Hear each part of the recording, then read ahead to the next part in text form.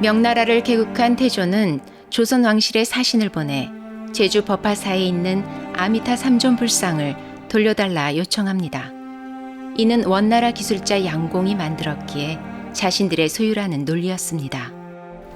그렇게 불상은 제주를 떠나 해남에 도착한 후 육로를 통해 명나라까지 운반되는 머나먼 여정을 떠났습니다.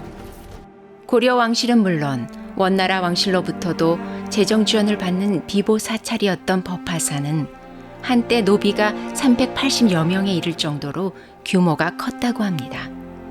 하지만 조선의 불교를 억제하고 유교를 숭상하는 억불 정책으로 인해 법화사는 간신히 명맥을 유지하다가 결국 자취를 감추었습니다. 법화사가 신도들 곁으로 다시 돌아온 건 1926년 제주불교 중흥조인 안복여관 스님과 간음사 주지 안도월 스님이 법화사터에 새 건물을 짓고 제주 간음사 포교지소를 개소한 덕분이었습니다. 1947년 현 동국대학교 전신인 해화전문학교를 졸업한 원문상 스님이 고향인 제주 하원마을로 돌아와 법화사의 자리를 잡고 불법 포교에 힘썼습니다. 스님은 후학 양성에도 관심이 많아 이경주, 이성주 형제와 함께 중문동의 중문중학원을 개원하였습니다. 책을 보지 않고도 조선의 역사를 훤히 깨고 있던 스님의 교육 방식은 남달랐습니다. 스님은 우리 역사를 바로 알아야 미래가 있다고 강조하였습니다. 원문상 스님은 제자들에게 존경을 받는 참된 스승이었습니다.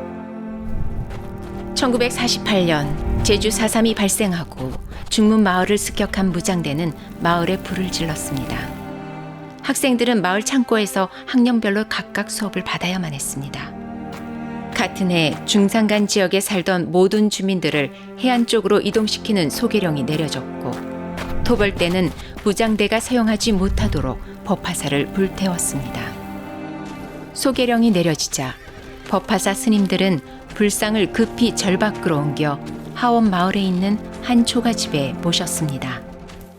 중문중학원에서 학생들을 가르치는 원문상 스님 외에도 법정사의 장한택 스님은 마을 아이들에게 한글과 주산을 가르쳤고 연극도 연습하여 마을에서 공연을 하였다고 합니다. 중문 주둔 군인들의 도움을 받아 중문중학원은 다시 문을 열 수 있게 되었습니다.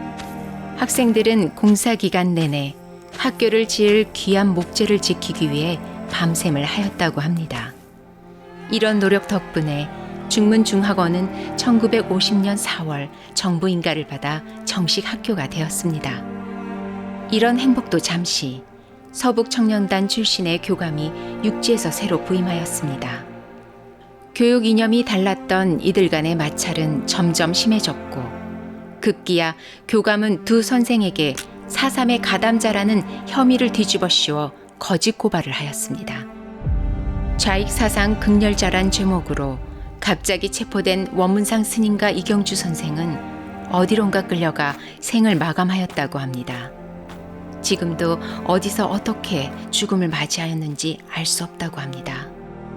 한국 전쟁이 일어나자 예비 검속 대상이었던 원문상 스님은 자신의 죽음을 예견한 듯 목숨처럼 아껴온 국어사전인 한글가리라는 책을 애제자에게 선물하여 훌륭한 학자가 되라는 말을 마지막으로 남겼다고 합니다.